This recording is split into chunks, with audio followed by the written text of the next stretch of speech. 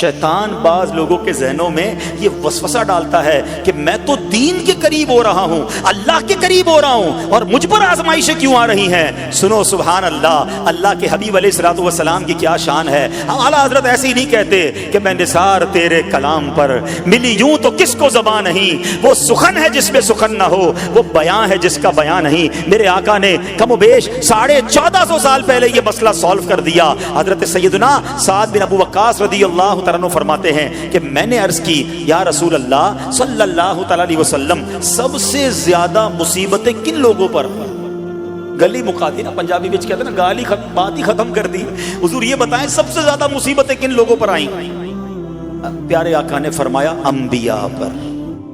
अल्लाह अकबर, अल्लाह के सबसे करीब तो अंबिया है ना, अंबिया पर, फिर उन लोगों के बाद जो लोग बेहतर हैं, फिर उनके बाद जो बेहतर हैं। सुनो अब अगला जुमला, बंदे को अपनी दीनदारी के एतबार से मुसीबत में मुब्तला किया जाता है। अगर वो दीन में सख्त होता है उसकी आजमाइश भी सख्त होती है, अगर वो दीन में कमजोर होता है तो अल्लाह अज़्ज़ व जल उसकी दीनदारी के मुताबिक उसे आजमाता है। बंदा मुसीबत में मुब्तला होता रहता है यहां तक कि उसके दुनिया में ही उसके सारे गुनाह बख्श दिए जाते हैं।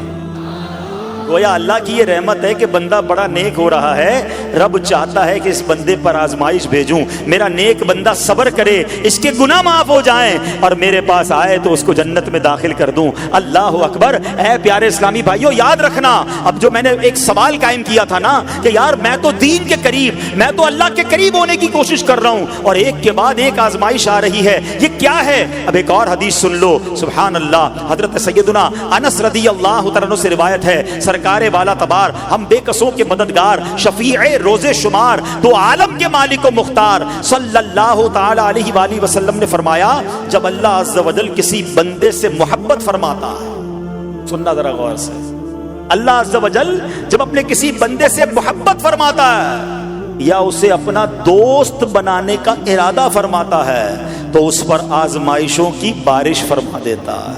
अल्लाह करीम उस पर मोहब्बत भी फरमा रहा है और आजमाइशें भी भेज रहा है। दोस्त पर आजमाइशें कौन भेजता है, दोस्त को तो राहतें डाली जाती हैं। हाय हाय, अब यही तो इम्तिहान है, यही तो चेक है। सुनो, नबी पाक फरमाते हैं जब अल्लाह उस पर आजमाइश भेजता है ना, वो बंदा अपने रब को पुकारता है, ऐ मेरे रब अज़्ज़ व जल।